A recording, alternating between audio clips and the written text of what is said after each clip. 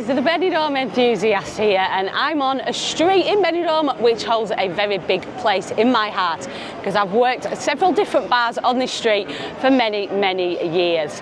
The last bar I worked in, which most of you will be aware of, is Winner's Bar. That one here at the side of me. Great bar still, even though I'm not there anymore.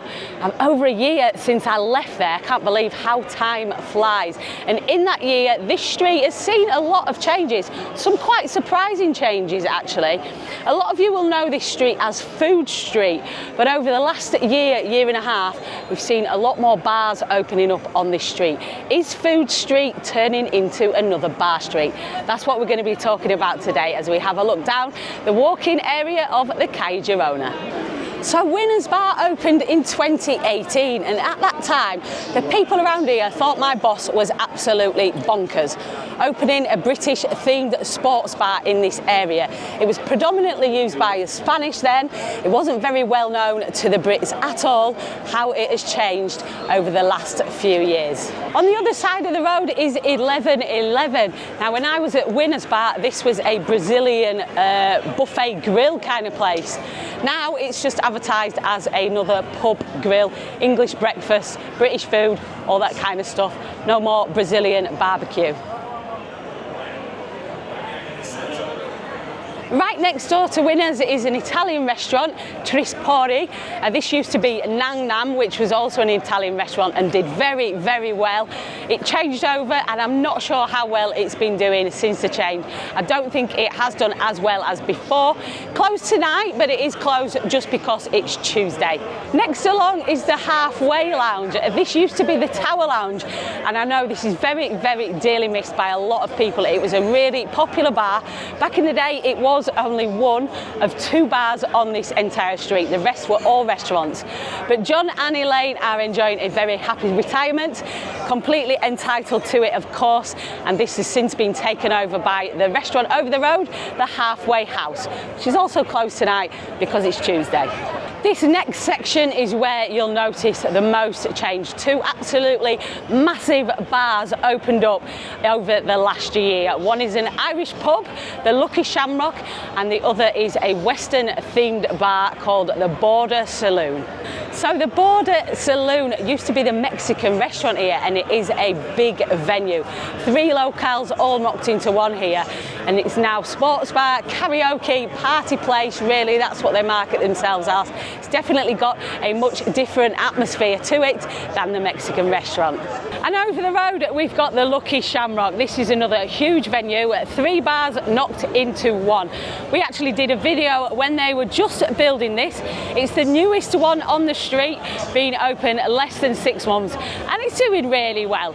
This is part of a group. They've also got shares in Winners now. They've got the Guinness Bar, Daytona, Jolly Roger. Big group. They know what they're doing when it comes to bars, and this shows at the Lucky Shamrock. But what was it before? Some of you may well remember it was a Dutch bar, the Kroon, and a steakhouse. So we're about a third of the way down this street already, and we've only really got to the part where the restaurants really start. Some great restaurants at this section. India Gate, you've got an Argentinian steakhouse, and you've got Toscana Italian. Further along, and we've got El Bodegón. This is a fantastic Spanish restaurant, and I'm sure we will come and do a video here soon. It's been going a long time, just coming up to 30 years at this place, and I really hope it doesn't change anytime in the near future.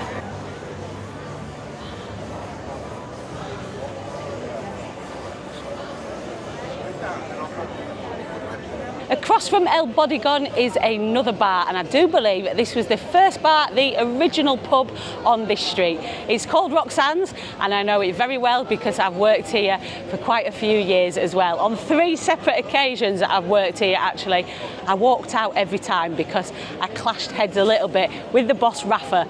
Outside of work, we were the best of mates. We had some really crazy nights and good times, but behind the bar together, it just didn't work. I think the fact that this bar's been open 44 years, since 1981, is showing on Rafa. He's definitely getting a bit grumpy.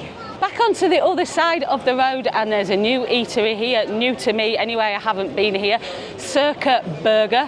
Let me know in the comments if you've tried this one. Is it worth a visit? I do like a nice burger. Next door to that, we've got what looks like another bar. It's only got drinks advertised on the boards outside. Not been in that one either yet. It is closed tonight, possibly again because it's Tuesday. It is midweek, probably the quietest night of the week for this street, but it's the only time we could get to film it this week. So that's probably why quite a lot of these places are closed. Next door to that is another restaurant, another Italian one, and this is one of our cameraman's favourites. So get yourselves down here on his recommendation, Luciana Trattori.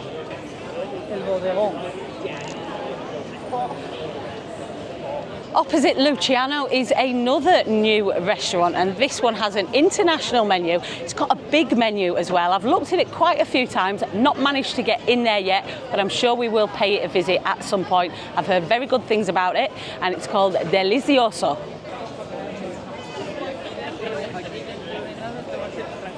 Back over onto the other side of the street, and this next place is another very popular, very traditional and very big Spanish restaurant.